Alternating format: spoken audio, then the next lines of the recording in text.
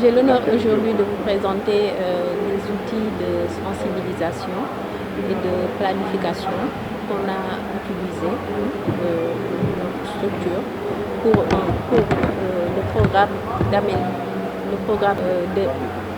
programme d'amélioration durable de l'accès à l'eau et à l'assainissement des zones rurales des régions de Kolda, Sédhiou, Tambacounda, mais plus particulièrement pour la région de Sédhiou.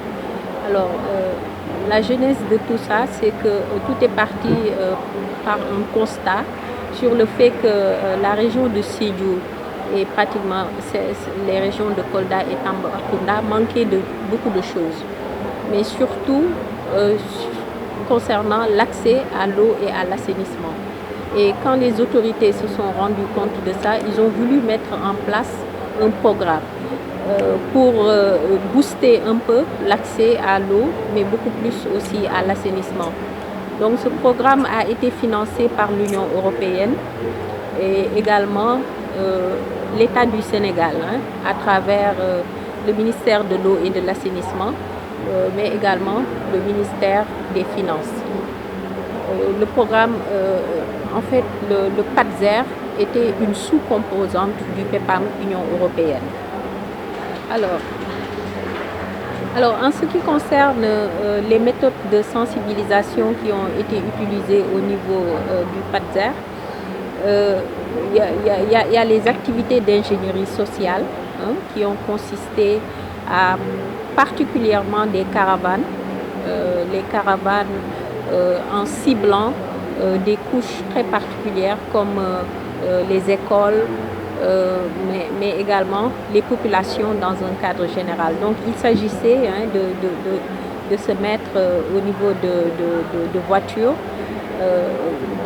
des camions ou autres, et également sillonner les artères de ces régions-là pour sensibiliser, pour communiquer avec les populations, faire une communication de masse, afin de les conscientiser à changer de comportement.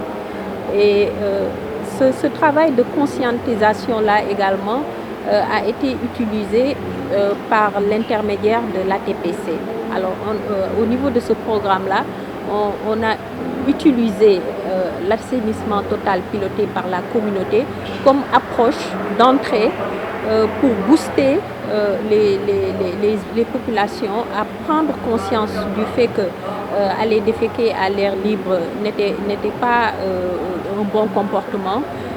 Et à l'issue de ces échanges que les caravanes et autres avaient avec la population, c'était également des cadres de concertation qui faisaient que les gens prenaient conscience du fait qu'ils devaient changer de comportement.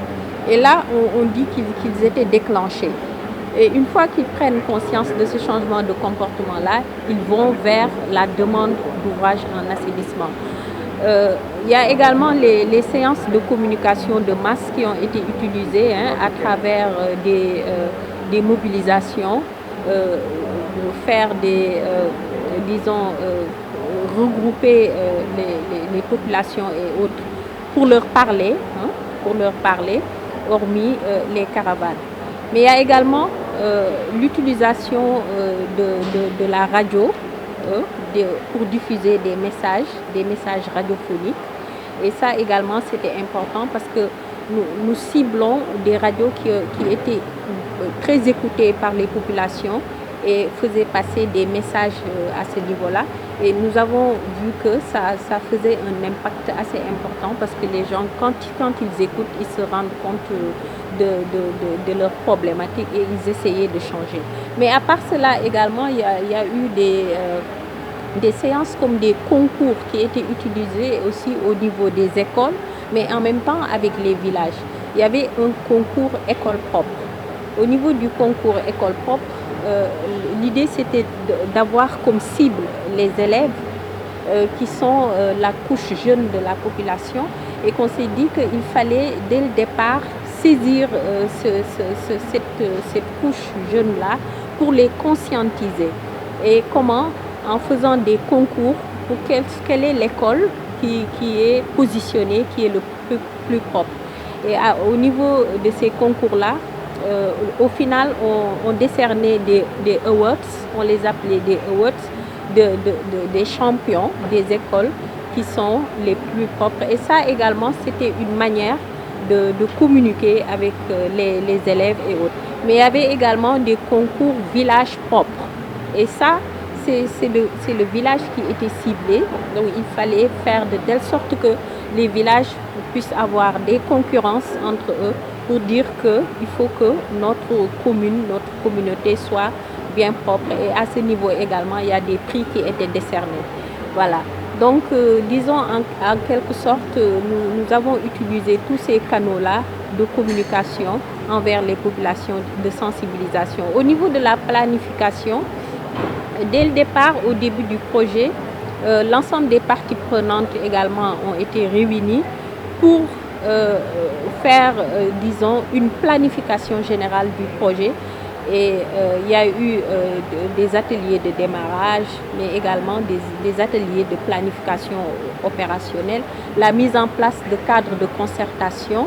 Et ce qu'il faut expliquer, c'est qu'au niveau de ces cadres de concertation-là, nous avions une représentation de l'État à travers le chef de service régional de l'assainissement, mais également pratiquement l'ensemble des acteurs, les populations bénéficiaires, l'ONG qui faisait, donc qui était chargée de mettre en œuvre le projet. Ah, excusez-moi, je ne sais pas si c'est à mon niveau. Voilà. Donc également, il y avait cet aspect planification-là qui était bien organisé.